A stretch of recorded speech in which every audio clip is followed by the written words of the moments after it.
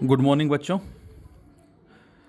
हम unit number first जो है बेटा वो स्टडी कर चुके हैं, यूनिट्स एंड मेजरमेंट्स, जिसमें हमने मेनली जो डिस्कस किया था वो डायमेंशनल एनालिसिस और उसके बाद एरर जो है उसके बारे में बात की थी बेटा हमने।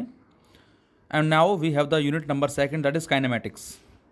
और इस काइनेमेटिक्स के अंदर बेटा जो हमारा चैप्टर है यूनिफॉर्म मोशन, उसको स्टडी ना करके पहले ज़रा हम वेक्टर अलजेब्रा को स्टडी करते हैं बच्चों, और इसके बाद हम स्टडी करेंगे हमारा यूनिफॉर्म मोशन।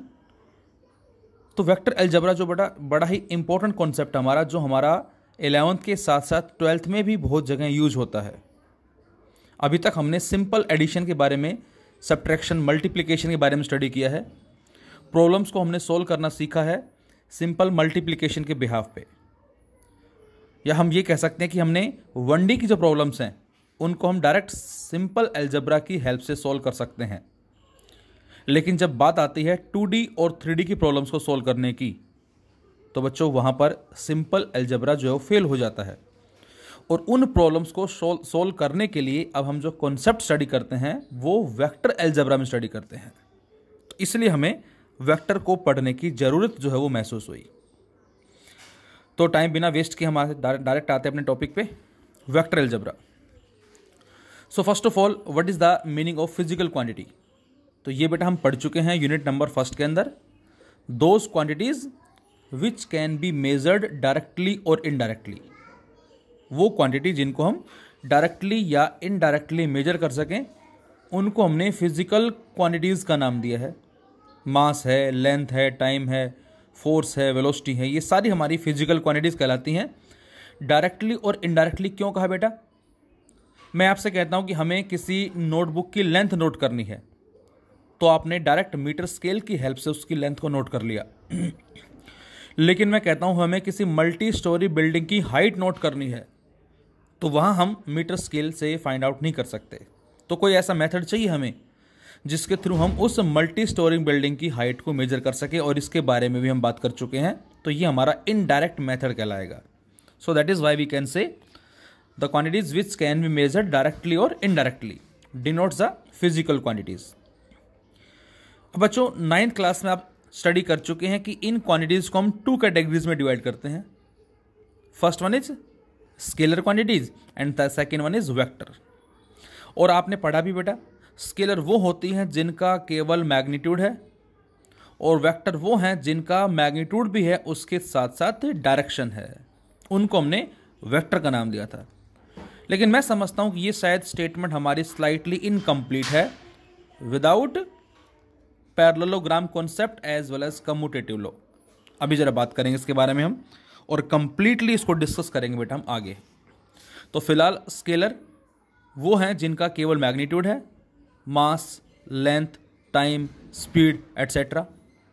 मार्केट में आप वेजिटेबल परचेज करने के लिए गए हैं, आपने सपोज करें जो है ऑनियन जो है 5 किलो परचेज कर ली हैं, और 5 किलो और परचेज कर ली हैं, और आपसे कहा जाए बेटा कितना ऑनियन लेकर आए हैं आप, तो आपका आंसर होगा 10 किलोग्राम।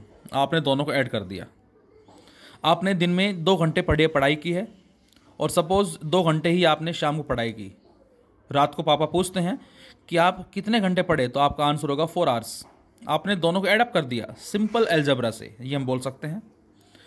यहाँ मेरे पास 3 रोज़ हैं, और एक रो में 4 स्टूडेंट हैं। 4 यहाँ खड़े हैं, 4 यहाँ खड़े हैं, और 4 यहाँ खड़े हैं। तो आपसे कहा जाए what is the number of students, तो आपका आंसर होगा कितना? That is 12। तो ये हमारा एक सिंपल कैलकुलेशन है जिसको हम सिंपल अलजेब्रा का नाम देते हैं। तो ये हमारा कॉन्सेप्ट जो अभी तक हम पढ़ते आए हैं बेटा। तो यहाँ हम कह सकते हैं स्केलर क्वांटिटी वो हैं जिनका केवल मैग्नीट्यूड है, जबकि वेक्टर वो होती है बेटा जिनका मैग्नीट्यूड भी है एज वेल एज डायरेक्शन भी है। लाइक वेलोसिटी हो गया, एक्सेलरेशन हो गया, फोर्स, मोमेंटम एट्सेट्रा। बहुत सारी क्वांटिटीज हमारे पास मिलेंगे आगे।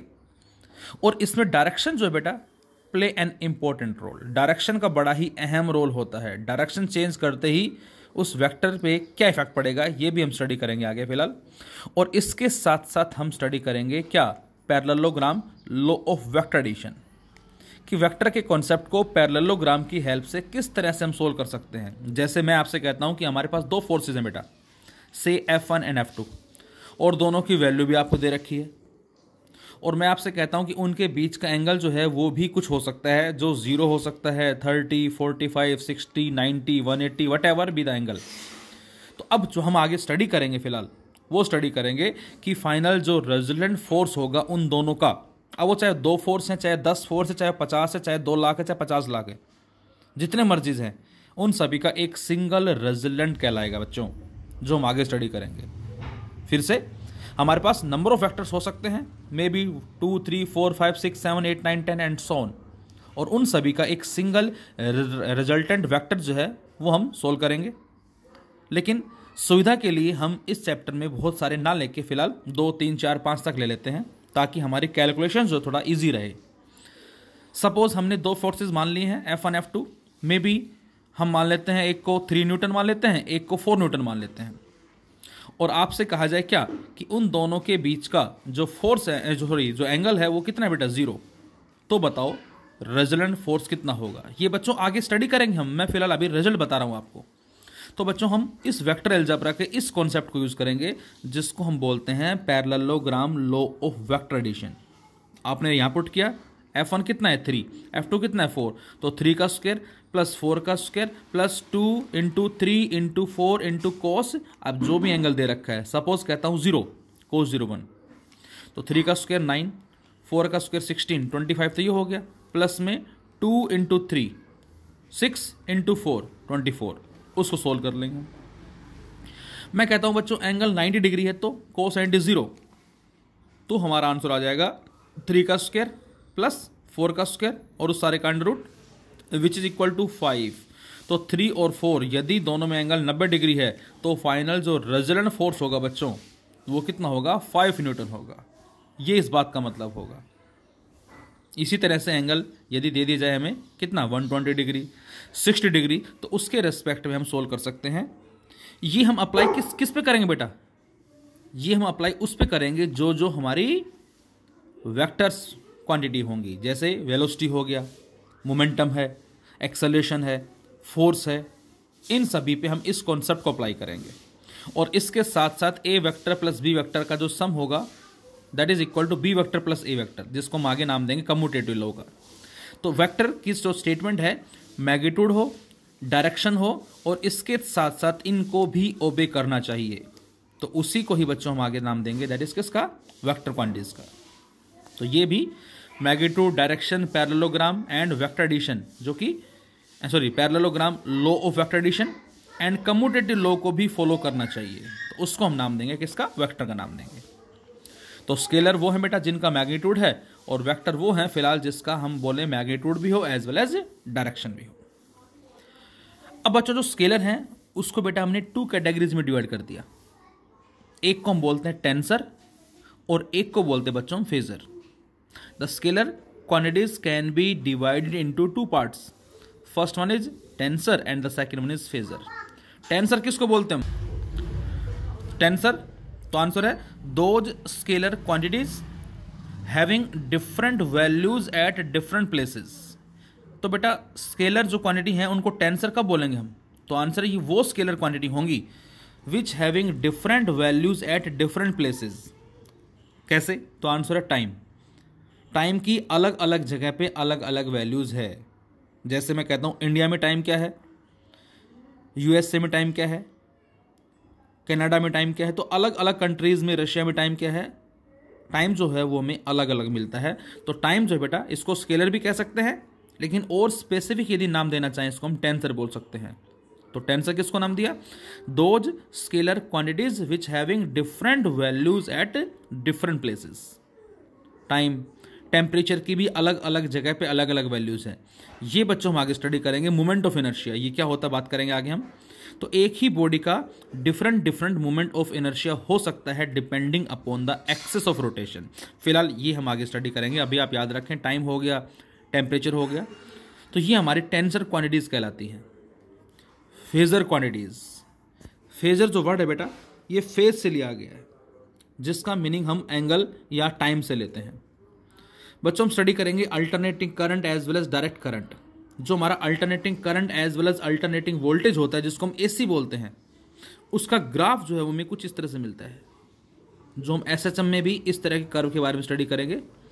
एक वेव लाइक कर्व है जिसमें पहले करंट की या वोल्टेज क्या है बेटा, पॉजिटिव, फिर क्या है नेगेटिव, फिर क्या है पॉजिटिव, फिर क्या है नेगेटिव।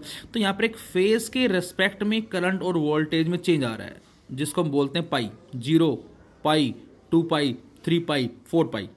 कहने का मतलब ये, अभी ये समझें आप कि करंट और वोल्टेज जो हैं इन दोनों का मैग्नीट्यूड भी है, इन दोनों की डायरेक्शन भी है, और मैग्नीट्यूड डायरेक्शन होने के बावजूद दोनों के दोनों क्या हैं, स्केलर हैं। अब आप पूछेंगे ऐसा क्यों?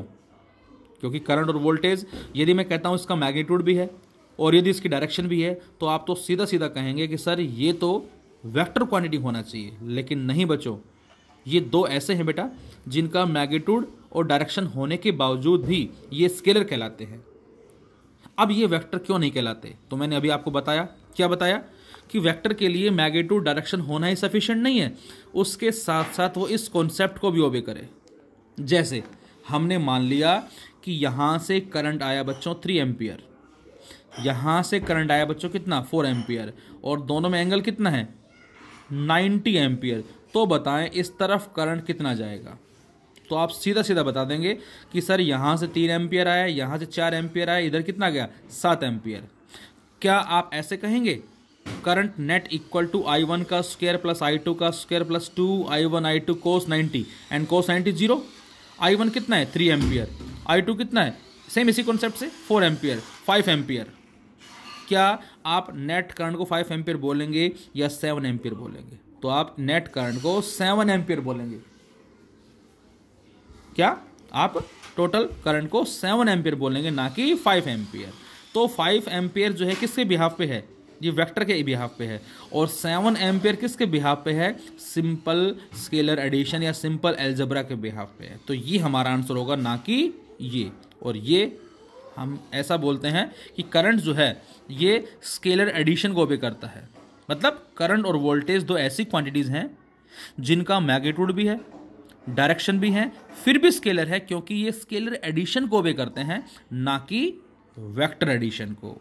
ये इस लॉ को फॉलो नहीं करते बेटा, और इसीलिए हम बोलते हैं कि ये दोनों क्वांटिटीज जो हैं इनका मैग्नीट्यूड डायरेक्शन होने के बावजूद भी दोनों क्या हैं, ये स्केलर है। तो scalar, tensor as well as phasor. Tensor वो स्केलर क्वांटिटी जिनकी अलग अलग जगह पे अलग अलग वैल्यूज हैं। फेजर करंट और वोल्टेज जिनमें चेंज जो आता है वो एक फेज के रेस्पेक्ट में चेंज आता है, और मैग्नीट्यूड डायरेक्शन होने के बावजूद ये क्या है बेटा, ये स्केलर क्वांटिटीज हैं, क्योंकि ये वेक्टर लॉ को फॉलो नहीं करते। और इसी तरह से वेक्टर को हमने 2 कैटेगरीज में डिवाइड कर दिया। First one is polar vector and the second one is axial vector. Polar vector ये बेटा वो वेक्टर है जिनका कोई ना कोई एक स्टार्टिंग पॉइंट होता है। The vector having starting point और पॉइंट ऑफ एप्लीकेशन, इनका कुछ ना कुछ स्टार्टिंग पॉइंट होता है या पॉइंट ऑफ एप्लीकेशन होता है जहां से हमने इसको अप्लाई किया है, लाइक डिस्प्लेसमेंट, फोर्स। तो इनको बोलते हैं बच्चों पोलर वेक्टर। एक्सियल बेटा वो है जो रोटेशनल इफेक्ट को रिप्रेजेंट करते हैं, विच रिप्रेजेंट्स द रोटेशनल इफेक्ट, और इनकी जो डायरेक्शन होती है वो कहाँ होती है, acts along the axis of rotation. अब ये हमारा क्या होता है, तो ये बेटा किसको रिप्रेजेंट करते हैं, रोटेशनल इफेक्ट को, जो हम स्टडी करेंगे रोटेशनल मोशन के अंदर। ये आपके लिए टॉपिक जो थोड़ा सा नया होगा, जिसमें बहुत सारे नए कॉन्सेप्ट्स भी हम स्टडी करेंगे। थोड़ा सा मैं इसके बारे में जरूर बताना चाहूँगा आपको। जैसे आपने पढ़ा होगा राइट हैंड थंब रूल के बारे में। कोई ऑब्जेक्ट एक सर्कुलर पाथ में घूम रहा है कुछ इस तरह से। अब ये भी हम स्टडी करेंगे कि रोटेशन मोशन क्या होता है और सर्कुलर मोशन क्या होता है, डिपेंडिंग अपॉन द पॉइंट्स। यदि हमारे पास एक सिंगल ऑब्जेक्ट है, पॉइंट ऑब्जेक्ट है, और वो घूम रहा है कुछ इस तरह से, उसको बेटा हम नाम देंगे किसका, सर्कुलर मोशन का, जिसको हम सिंगल पार्टिकल की तरह ट्रीट करते हैं। लेकिन बच्चों जब हमारे पास कलेक्शन ऑफ पार्टिकल घूमता है कुछ इस तरह से, उसको हम रोटेशनल मोशन का नाम देते हैं। और इसकी डायरेक्शन को फाइंड आउट करते हैं राइट हैंड थंब रूल से। यदि एंटी क्लॉकवाइज घूम रहा है तो डायरेक्शन आउटवर्ड आएगी, और यदि क्लॉकवाइज घूम रहा है तो डायरेक्शन नीचे की तरफ आएगी। तो उसी के बिहाफ पे आपको नजर आ रहा है डायग्राम में ये एक्सिस ऑफ रोटेशन है बेटा। तो यहाँ पर जो हमारे पास एक्सियल वेक्टर है इसको हम अपवर्ड डायरेक्शन में रिप्रेजेंट करेंगे, like angular velocity, angular acceleration, torque, angular momentum. ये सारे हमें आगे मिलेंगे, फिलहाल अभी आप इतना याद रखें। और यदि क्लॉकवाइज है तो उस केस में डायरेक्शन किधर आएगी, इसकी नीचे की तरफ आ जाएगी। ये हमारे पास कहलाएगी एक्सिस ऑफ रोटेशन। तो स्केलर की भी दो टाइप हैं, वेक्टर की भी दो टाइप हो गई, scalar tensor and phasor and vector is polar and axial. तो बच्चों ये हमारा था वेक्टर अलजेब्रा, हम क्यों पढ़ना चाह रहे हैं, इसकी नीड हमें क्यों पड़ी, और वेक्टर के लिए नेसेसरी कंडीशन जो है वो ये भी होनी चाहिए कि वो पैरेललोग्राम के कॉन्सेप्ट को ओबे करे।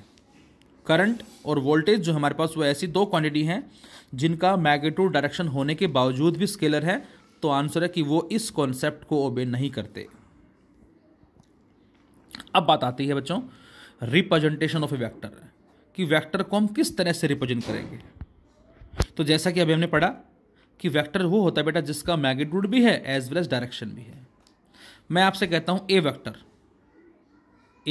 वेक्टर, तो बेटा हम इसको कैसे लिखेंगे, तो मैग्नीट्यूड को तो हम लिखते हैं ऐसे, इस ए के ऊपर वेक्टर लगा के इसको मॉडुलस में एनक्लोज कर देना, ये रिप्रेजेंट करता है मैग्नीट्यूड को। और डायरेक्शन के लिए क्या लिखते हैं बेटा हम, इस ए के ऊपर हम ऐसे ये एक कैप लगा देते हैं, इस कैप को बोलते हैं डायरेक्शन। और बच्चों इसको हम क्या लिख सकते हैं, सिंपल ए भी लिख सकते हैं, ध्यान रहे। मैग्नीट्यूड को या तो हम इस तरह से लिखेंगे, कैसे, ए वेक्टर और साइड में दो डंडे लगा के, जिसको मॉडुलस बोलते हैं, या सिंपल हम खाली इसको ए लिख देंगे, दोनों का मीनिंग सेम होगा। हाँ ये क्या रहेगा, ए कैप। तो यहाँ पर जो बेटा लेंथ होती है वेक्टर में, हमें पता है कि जब हम ये से साइन यूज़ करते हैं या ये सिंबल यूज़ करते हैं वेक्टर के लिए, जिसमें लेंथ जो बच्चों ये रिप्रेजेंट करती है मैग्नीट्यूड को, और जो आगे मैंने एरो लगाया बेटा, ये एरो रिप्रेजेंट करता है डायरेक्शन को। फिर से लेंथ जो है बच्चों ये डिनोट करती है मैग्नीट्यूड को, और जो एरो है बेटा ये डिनोट करता है डायरेक्शन को। मैं आपसे कहता हूं इसका मतलब बताओ क्या होगा, तो इसका मतलब होगा सेम मैग्नीट्यूड सेम डायरेक्शन। मैं कहता हूं इसका मतलब बताओ क्या होगा, सेम मैग्नीट्यूड डिफरेंट डायरेक्शन। मैं कहता हूं इसका मतलब बताओ क्या होगा, इस तरह से सेम मैग्नीट्यूड अपोजिट डायरेक्शन। यहां पर मैं आपसे कहता हूं दोनों वेक्टर के बीच का एंगल बताओ क्या होगा, तो आप बताओगे 0। यहां एंगल कितना होगा 90 डिग्री, यहां एंगल कितना होगा 180 डिग्री, इस तरह से। और यदि एंगल पता लग गया और दोनों वेक्टर का मैग्नीट्यूड पता लग गया, तो अब हम उनका जो फाइनल रिजल्टेंट है बेटा उसको इसमें सोल्व कर लेंगे। यदि वेलोसिटी है तो हम लिखेंगे v इक्वल टू v1 का स्क्वायर प्लस v2 का square plus 2v1 v2 cos theta का अंडर रूट। यदि मोमेंटम है तो उसको लिखेंगे p इक्वल टू p1 का स्क्वायर प्लस p2 का square plus 2p1 p2 cos theta. जो भी है, इलेक्ट्रिक फील्ड है, मैग्नेटिक फील्ड है, फोर्स है, जो भी है वेक्टर प्रॉपर्टी, उसको हम यहाँ पर पुट करके और उनके बीच के एंगल को पुट करके हम रिजल्टेंट की वैल्यू को फाइंड आउट कर सकते हैं। तो वेक्टर अलजेब्रा में आपको विशेष याद रखना है कि यदि आपने ये एरो नहीं लगाया तो वेक्टर की जो रिप्रेजेंटेशन है वो इनकम्प्लीट मानी जाएगी। सबसे पहले लाइन और उसके बाद एरो, लेंथ मैग्नीट्यूड को और एरो डायरेक्शन को। जैसे मैंने कहा नॉर्थ ईस्ट वेस्ट साउथ, और मैंने ये एक एरो लगाया और आपसे कहा कि फोर्स जो बेटा वो 5 न्यूटन है। तो 5 न्यूटन जो है, न्यूटन तो यूनिट है बेटा, 5 क्या है, 5 इज द मैग्नीट्यूड। तो 5 हो गया मैग्नीट्यूड, लेकिन किस तरफ है, तो आपने आंसर दिया ईस्ट में है। ईस्ट क्या हो गई, डायरेक्शन। तो 5 न्यूटन टुवर्ड्स ईस्ट, तो ईस्ट डायरेक्शन है एंड 5 इज द मैग्नीट्यूड। और अब न्यूटन से क्या पता लगेगा, न्यूटन से हमें उस क्वांटिटी के बारे में पता लगेगा। मैं आपसे कहता क्या 5 ईस्ट क्या, तो इसका आंसर आप नहीं दे पाओगे।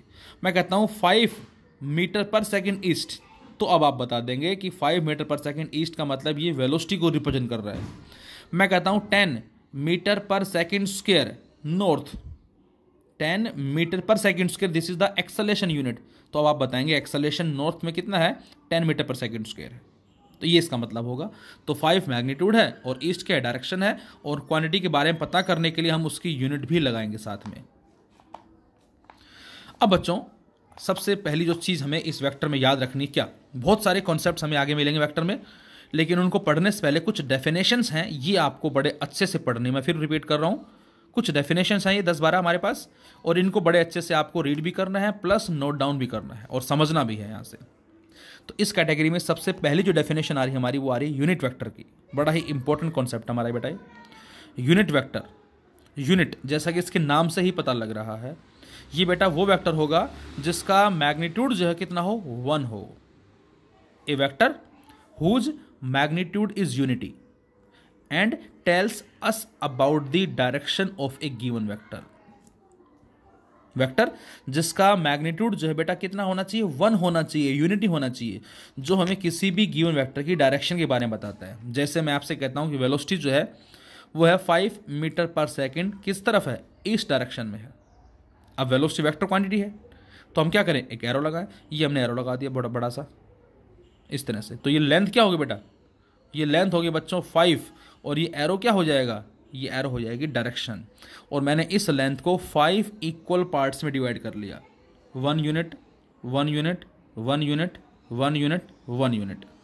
अब ये 1 कितना है, 1 मीटर पर सेकेंड, ये भी 1 मीटर पर सेकेंड, यहाँ से यहाँ तक, यहाँ से यहाँ तक 1 मीटर पर सेकेंड, 1 मीटर पर सेकेंड, 1 मीटर पर सेकेंड। इन सभी को एडअप करें हम तो हमें क्या मिलेगा, 5 मीटर पर सेकेंड। और किस तरफ मिला, ईस्ट में मिला। सभी को एडअप क्यों किया, अब आप कहेंगे वेलोसिटी वेक्टर क्वांटिटी, बिल्कुल वेक्टर क्वांटिटी है, लेकिन बेटा सारे के सारे सेम डायरेक्शन में हैं, तो इसका मतलब यहाँ पर थीटा क्या हो जाएगा, 0 हो जाएगा।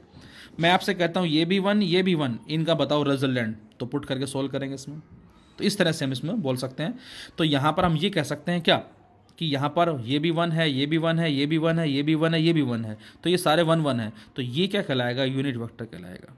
ये भी क्या है, यूनिट वेक्टर, ये भी यूनिट वेक्टर, ये भी यूनिट वेक्टर, ये भी यूनिट वेक्टर, तो ये सारे यूनिट वेक्टर हैं। लेकिन बच्चों हमें गिवन क्या है, हमें गिवन है 5 मीटर पर सेकेंड ईस्ट।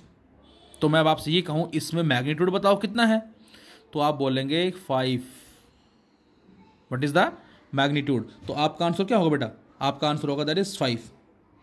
इसको हटा दो, इसका मैग्नीट्यूड 5 होगा, डायरेक्शन क्या होगी, ईस्ट होगी। अब हमें यूनिट वेक्टर चाहिए, तो मैंने क्या किया, जो हमें वेक्टर दे रखा था, क्या दे रखा था, 5 मीटर पर सेकेंड ईस्ट, हमने उसको डिवाइड किससे कर दिया, उसके मैग्नीट्यूड से डिवाइड कर दिया। और जब वेक्टर को उसके मैग्नीट्यूड से डिवाइड करेंगे आप, तो 5 से 5 कट के क्या मिला, 1 मीटर पर सेकेंड मिला, और किस तरफ मिला, ईस्ट मिला। क्या 1 मीटर पर सेकेंड यूनिट वेक्टर है, तो आंसर होगा यस। क्या 5 मीटर पर सेकेंड ईस्ट यूनिट वेक्टर था, तो आंसर है नो, ये यूनिट वेक्टर नहीं है, लेकिन ये यूनिट वेक्टर है। अब आप ये सोचें, इससे यूनिट वेक्टर लाने के लिए हमने क्या किया, हमने वेक्टर को उसके मैग्नीट्यूड से डिवाइड कर दिया। बच्चों ये आपको याद रखना है कि जब भी आपको किसी भी वेक्टर का यूनिट वेक्टर चाहिए, तो आप क्या करेंगे, आप उस वेक्टर को उसके मैग्नीट्यूड से डिवाइड कर देंगे। ये इस बात का मतलब होगा, और वो हमें क्या देगा, वो हमें यूनिट वेक्टर देगा। तो इसका मतलब यूनिट वेक्टर कब आएगा, जब वेक्टर को उसके मैग्नीट्यूड से डिवाइड कर देंगे। और हम ऐसे लिख सकते हैं, V vector equal to magnitude, जिसको वी वेक्टर और साथ में मॉडुलस लगा देते हैं हम, into V cap, that is direction. तो ये मैग्नीट्यूड है और ये डायरेक्शन है। और बच्चों इस वी वेक्टर मैग्नीट्यूड मॉडुलस को हम सिंपल वी भी लिख सकते हैं बेटा, आप ऐसे लिखो और ऐसे लिखो, दोनों का मीनिंग सेम होगा। इनटू वी कैप, ये डायरेक्शन देगा। तो ये वी हमें क्या देगा, मैग्नीट्यूड, और ये वी कैप क्या देगा बेटा, डायरेक्शन देगा। तो अब आप बताएं यहाँ से वी कैप कैसे आएगा, इस v को ले जाओ इस v वेक्टर के नीचे। ये क्या है, वेक्टर है, ये क्या है, मैग्नीट्यूड है, ये क्या है, डायरेक्शन है। मैग्नीट्यूड को कहाँ ले गए, इसके नीचे ले गए हम। तो v कैप क्या आ गया बेटा, यहाँ से v कैप आ गया v vector upon its magnitude, मतलब वेक्टर अपॉन मैग्नीट्यूड। इस रेशो से हम क्या निकाल सकते हैं बच्चों, यूनिट वेक्टर। मैं फिर रिपीट कर रहा हूँ, जब भी आपसे कहा जाए कि हमें यूनिट वेक्टर फाइंड आउट करना है, तो हम क्या करेंगे, हम उस वेक्टर को उसके मैग्नीट्यूड से डिवाइड कर देंगे। जैसे हम 3D में यूज़ करते हैं बेटा क्या कॉन्सेप्ट हमारा, एक्स वाई जेड, इस तरह से हम ले सकते हैं ऐसे, ये एक्स में सपोज, ये वाई में, और थंब किधर है, जेड के अंदर है। तो बेटा X axis Y axis, actual में जेड है कहाँ, एक्चुअल में जेड यहाँ ऊपर है स्पेस में, जिसको शो नहीं कर सकते हम, क्योंकि पेपर हमारा 2D का एग्जाम्पल है, इसलिए फिलहाल डायग्राम में हम जेड को यहाँ लिख देते हैं, लेकिन एक्चुअल में यहाँ ना होकर ऊपर की तरफ है। अब बच्चों एक्स की तरफ जो डायरेक्शन देता है वो हम आगे लिखेंगे या यूज़ करेंगे आई कैप। ध्यान से सुने सभी, क्या एक्स एक्सिस में जो डायरेक्शन हमें देगा उसको लिखेंगे आई कैप, वाई एक्सिस में जो डायरेक्शन देगा उसको लिखेंगे जे कैप, जेड एक्सिस में जो डायरेक्शन देगा उसको लिखेंगे के कैप। तो आई कैप, जे कैप, के कैप। जब भी मैं कहता हूं i cap what is the direction, तो आपका आंसर होगा एक्स एक्सिस। जब भी मैं कहता हूं माइनस आई कैप, तो आपका आंसर होगा नेगेटिव एक्स एक्सिस। जब भी मैं कहता हूं जे कैप, तो आपका आंसर होगा positive Y axis. Minus J cap negative Y axis, जब भी मैं कहता हूँ K cap positive Z axis and minus K cap negative Z axis, तो बच्चों आई कैप जे कैप के कैप जो है बेटा ये हमारे क्या हैं, all these are the unit vectors along X Y and Z axis respectively. जैसे हमने एक एक्स वाई प्लेन लिया, X and this is Y, और यहाँ मैंने पॉइंट्स मान लिए 1 2 3 4 5 और इसी तरह से 2 4 6, और मैंने एक पॉइंट पी मान लिया बेटा यहाँ सपोज, और मैं आपसे कहूँ कि what are the coordinates of point P, तो आपका आंसर होगा कि इस पी का एक्स कोऑर्डिनेट है 2 और वाई कोऑर्डिनेट कितना है 6। तो अब मैंने इस पी वेक्टर को रिप्रेजेंट करने के इस पी पॉइंट को रिप्रेजेंट करने के लिए एक वेक्टर लिखा ए वेक्टर। अब ए वेक्टर जो है बेटा वो मैंने क्या लिखा 2i प्लस 6 आएगा ये ना, 6 या 3 मान लेते हैं इसको, 1 2 3 मान लेते, थोड़ा इजी रहेगा हमारे लिए। तो इसका मतलब हम क्या लिखेंगे इसको, इसके कोऑर्डिनेट्स हमारे कितने हो जाएंगे बच्चों 2 और 3 हो जाएंगे। तो इसका मतलब यहाँ पर जो ए वेक्टर है वो क्या लिखा जाएगा, वो लिखा जाएगा 2i प्लस 3j। मतलब ये ए वेक्टर जो है ये हमें इस पॉइंट पी की एग्जैक्ट लोकेशन बता रहा है और इस ए को बेटा हम आगे नाम देंगे पोजीशन वेक्टर का। जब भी कभी किसी भी पॉइंट की एग्जैक्ट लोकेशन के बारे में कोई वेक्टर हमें बताता है तो उस वेक्टर को हम क्या बोलेंगे, पोजीशन वेक्टर। तो मैंने लिखा 2i प्लस 3j। 2 क्या है, मैग्नीट्यूड है, i कैप क्या है, डायरेक्शन है, ये मैग्नीट्यूड ये डायरेक्शन, 3 क्या है मैग्नीट्यूड, j क्या है डायरेक्शन, तो ये मैग्नीट्यूड ये डायरेक्शन। तो 2 बेटा मैग्नीट्यूड है लेकिन किस तरफ है, तो आपका आंसर होगा एक्स एक्सिस में, क्योंकि i कैप आ गया, 3 मैग्नीट्यूड है और इसके साथ j कैप क्या देगा, डायरेक्शन y एक्सिस में देगा। तो ये इस बात का मतलब होगा। तो 2i प्लस 3j, तो ये हमारा वेक्टर है। अब हमें इसका यूनिट वेक्टर निकालना है, क्या करें, हम इस वेक्टर को इसके मैग्नीट्यूड से डिवाइड कर दें।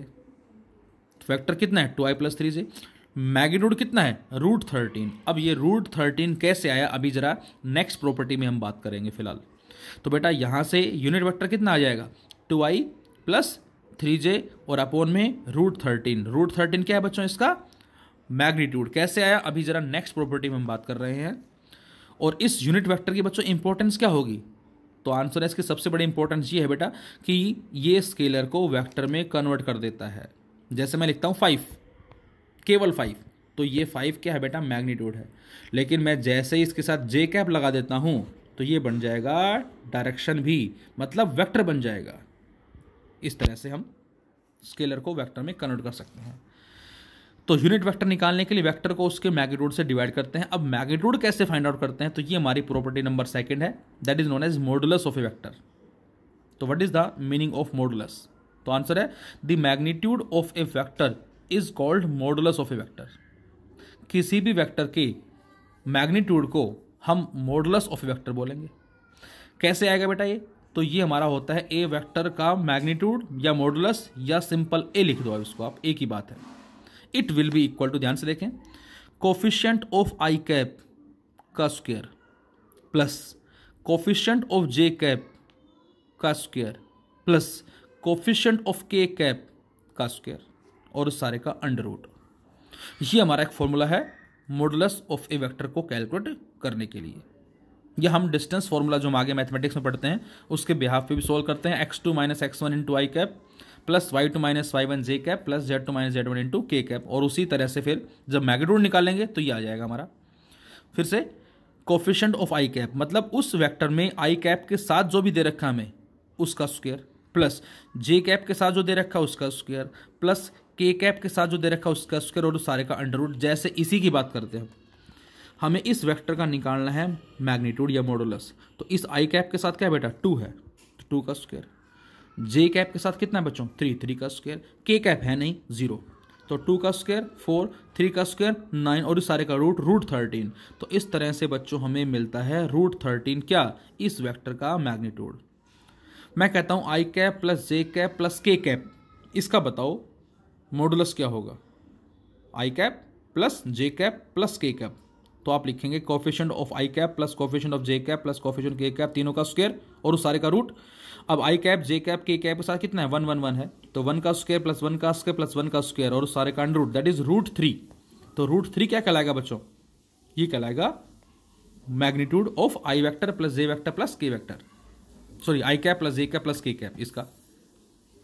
अब उसका यूनिट वेक्टर निकालने के लिए क्या करोगे आप, तो i cap plus j cap plus k cap upon में √3 कर दोगे, तो उससे हमें उसका यूनिट वेक्टर मिल जाएगा। तो जब भी हमें यूनिट वेक्टर फाइंड आउट करना है तो हम उस वेक्टर को उसके मैग्नीट्यूड से डिवाइड कर देंगे, फर्स्ट। सेकंड, मॉडुलस के लिए कोफिशिएंट ऑफ आई कैप का square plus coefficient of J cap का square plus coefficient of K cap का स्क्वायर का √13, जो कि इसका आंसर होगा फिलहाल। लेकिन जिस भी क्वेश्चन में जो भी वेक्टर दे रखा है इसके बिहाफ पे हम उसके मैग्नीट्यूड को फाइंड आउट कर लेंगे। इसके अलावा पैरेलल वेक्टर किसको बोलेंगे बेटा, तो आंसर है वेक्टर पैरेलल तब होंगे जब उनका मे बी मैग्नीट्यूड सेम भी हो सकता है और डिफरेंट भी हो सकता है, लेकिन जो एंगल होगा बच्चों दोनों के बीच में वो क्या होगा, 0 होगा। वेक्टर्स हैविंग इक्वल और unequal magnitude but lies along the same x, but angle जो होगा उनके बीच में क्या होगा, 0 होगा। वेक्टर्स हैविंग इक्वल और unequal magnitude but angle between them is 0। तो इसका मतलब सेम मैग्नीट्यूड है और सॉरी सेम और डिफरेंट मैग्नीट्यूड हो सकता है लेकिन सेम डायरेक्शन होगी। तो ये ए वेक्टर और ये बी वेक्टर, ये आपको याद रखना है कि पैरेलल में जो नेसेसरी कंडीशन है वो ये होगी, थीटा क्या होगा बेटा, 0 होगा। ये दोनों का मैग्नीट्यूड सेम भी हो सकता है और डिफरेंट भी हो सकता है। इक्वल वेक्टर्स,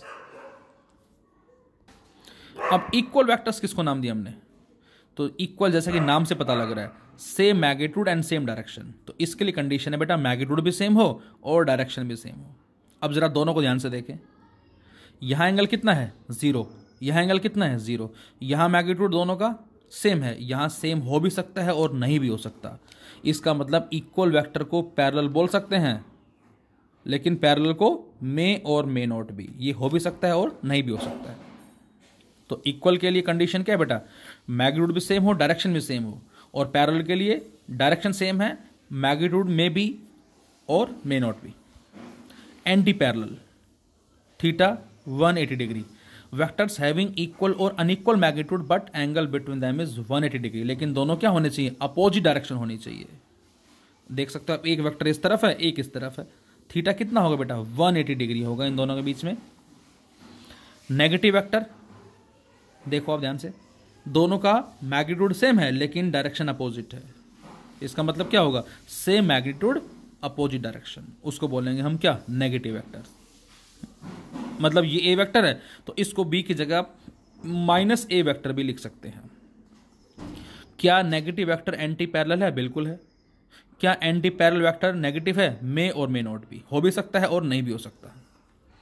नल और zero vector, a vector whose magnitude is 0 and whatever और आर्बिट्रेरी डायरेक्शन, किसी भी वेक्टर जिसका मॉडुलस जो है बेटा मैग्नीट्यूड जो है वो 0 हो और कुछ भी उसकी डायरेक्शन हो, उसको हम नल वेक्टर बोलेंगे। हम बच्चों आगे पढ़ेंगे यूनिफॉर्म मोशन में कांस्टेंट वेलोसिटी, और बच्चों जब वेलोसिटी कांस्टेंट होती है बेटा तो एक्सेलरेशन क्या होता है, 0, जिसको हम ऐसे भी लिख सकते हैं, ए वेक्टर इक्वल टू 0, तो इसको हम बोलेंगे क्या, नल या जीरो वेक्टर। अनइक्वल वेक्टर क्या होगा, आइदर मैग्नीट्यूड और डायरेक्शन और both are different. Unequal vector तब बोलेंगे हम जब कभी भी या तो मैग्नीट्यूड या डायरेक्शन या दोनों को दोनों क्या हो बेटा, डिफरेंट हो, उसको हम नाम देंगे अनइक्वल वेक्टर का। कोलिनियर वेक्टर, ये भी हमारा ध्यान से देखें जरा, इंपॉर्टेंट है। कोलिनियर, कोलिनियर जैसा कि इसके नाम से ही आपको पता लग रहा है, वेक्टर्स हैविंग इक्वल और unequal magnitude but are acting, vectors having equal or unequal magnitude but are acting along the parallel line in same direction or along the parallel line in opposite direction। क्या मतलब इसका, collinear हम तब बोलेंगे जब कभी भी वेक्टर का जो मैग्नीट्यूड है वो इक्वल हो या अनइक्वल हो, लेकिन वो एक सेम स्ट्रेट लाइन में होने चाहिए। अब सेम स्ट्रेट लाइन में होने चाहिए, इस बात का मतलब क्या होगा, इस बात का मतलब होगा या तो वो पैरेलल हो सकते हैं या वो एंटी पैरेलल हो सकते हैं। बच्चों ये आपको ध्यान रखना है, जब भी वेक्टर्स कोलिनियर होंगे तो या तो बेटा उनके बीच का एंगल 0 होगा और या उनके बीच का एंगल 180 डिग्री होगा। कोलिनियर का मतलब सेम स्ट्रेट लाइन। अब सेम स्ट्रेट का मतलब चाहे वो एक्स में है या नेगेटिव एक्स में है, या फिर वाई में है नेगेटिव वाई में है, या फिर जेड में है और नेगेटिव जेड में, होने चाहिए एक सिंगल स्ट्रेट लाइन के अंदर। अब सारे एक्स में तो थीटा 0 हो जाएगा, जैसे इसमें मैंने दोनों एक्स में दिखाया थीटा 0 हो गया, एक एक्स में दिखाया एक नेगेटिव एक्स में दिखाया थीटा 180 डिग्री होगा। तो इनको बोलेंगे हम कोलिनियर। कोप्लेनर, को same planar plane, same plane में हो, those vectors which are lies in the same plane. बच्चों हमारे पास प्लेन कौन कौन से हैं बेटा, एक्स वाई प्लेन है, वाई जेड प्लेन है, as well as Z axis plane है। अब एक वेक्टर ये, एक वेक्टर ये और एक वेक्टर ये सारे कहाँ पर हैं, ये सारे सेम प्लेन में हैं, तो इनको हम क्या बोलेंगे, कोप्लेनर। और यदि सेम प्लेन में नहीं होते तो उसको बोलते हैं नॉन कोप्लेनर। एक एक्स वाई प्लेन में है और एक एक्स जेड प्लेन में है, इनको बोलेंगे हम क्या, दैट इज एक्चुअल में ये यहाँ नहीं है, एक्चुअल में ये यहाँ है, इस तरफ है ऊपर स्पेस में, तो ये हमारा नॉन कोप्लेनर कहलाएगा। इसके अलावा ऑर्थोगोनल वेक्टर भी आपको याद रखना है बच्चों। इक्वल के लिए, अनइक्वल के लिए, नेगेटिव के लिए अभी हमने पढ़ा, और उसके लिए कंडीशन क्या थी, या तो थीटा 0 होगा या थीटा 180 डिग्री होगा। ऑर्थोगोनल परपेंडिकुलर, जब भी कभी किन्हीं दो वेक्टर के बीच का एंगल 90 डिग्री होता है तो उन वेक्टर्स को हम ऑर्थोगोनल वेक्टर्स बोलते हैं। वेक्टर्स जो म्यूचुअली आपस में परपेंडिकुलर है बेटा, उनको बोलते हैं ऑर्थोगोनल। पोजीशन वेक्टर जो अभी हमने बात भी की थी, पी पॉइंट है, इसका एक्स कोऑर्डिनेट 3 है, वाई कोऑर्डिनेट 9 है, तो यहाँ जो आर वेक्टर होगा इसको लिखा मैंने 3i + 9j। ये आर वेक्टर हमें इस पी पॉइंट की एग्जैक्ट लोकेशन बता रहा है, इसलिए बच्चों इस आर को बेटा हमने पोजीशन वेक्टर का नाम दिया। R gives the exact location of a point, that is why this is known as position vector. इसके अलावा बच्चों हम पढ़ेंगे डिस्प्लेसमेंट वेक्टर, फिलहाल वो हम कुछ रूल्स रेगुलेशन पढ़ने के बाद बात करेंगे। डिस्प्लेसमेंट वेक्टर जैसे सेम एग्जांपल ही हमने, एक वेक्टर ये हो गया, अच्छा एक वेक्टर मैं लेता हूँ यहाँ क्यू वेक्टर, और ये मान लेता हूँ मैं इसका ये कोऑर्डिनेट 5 है, और ये मान लेता हूँ सपोज 10 मान लेता हूँ मैं, तो इस क्यू के कोऑर्डिनेट्स क्या हो जाएंगे 5 और 10। इसको मैंने आर मान लिया, इसको मैं मान लेता हूँ R1 मान लेता हूँ मैं, तो इस R1 को क्या लिखोगे आप 5i + 10j, मतलब 5 एक्स एक्सिस में बेटा और 10 किधर वाई में है, तो इस R1 क्या लिखेंगे हम 5i + 10j। तो यहाँ ये हमारा क्या कहलाएगा पोजीशन वेक्टर, ये भी क्या है पोजीशन वेक्टर। मैं आपसे कहता हूँ O से P का शॉर्टेस्ट डिस्टेंस बताओ, तो यही होगा, तो इसको डिस्प्लेसमेंट वेक्टर भी हम बोलेंगे। O से Q का शॉर्ट, ये O मान लेते हैं हम, O से Q का शॉर्टेस्ट डिस्टेंस ये आ जाएगा, ये भी डिस्प्लेसमेंट वेक्टर है। लेकिन मैं कहता हूँ बच्चों P और Q के बीच का बताओ जो शॉर्टेस्ट डिस्टेंस क्या होगा, वो ये होगा, ये डिस्टेंस, तो इसको हम क्या बोलेंगे, this is known as displacement vector.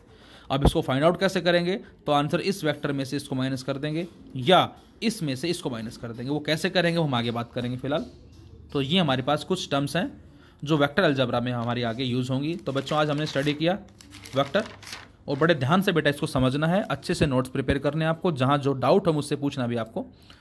Vector में scalar as well as vector, scalar जिनका मैग्नीट्यूड है, वेक्टर जिनका magnitude direction commutative law as well as parallelogram law को ओबे करते हो। फिर हमने स्केलर टेंसर और फेजर पढ़ा, और फिर हमने वेक्टर पोलर एक्सियल पढ़ा। फेजर करंट और वोल्टेज ऐसे एग्जाम्पल हैं जिनका मैग्नीट्यूड डायरेक्शन होने के बावजूद वो स्केलर हैं, क्योंकि वो वेक्टर अलजेब्रा को ओबे नहीं करते हैं। फिर हमने कुछ डेफिनेशंस पढ़ी जिसमें यूनिट वेक्टर हो गया, उसके बाद हमने पढ़ा मॉडुलस ऑफ ए वेक्टर पढ़ा, उसके बाद parallel vector, equal vector, anti parallel, negative, null vector, unequal, collinear, coplanar, non coplanar, orthogonal as well as position vectors. Thank you.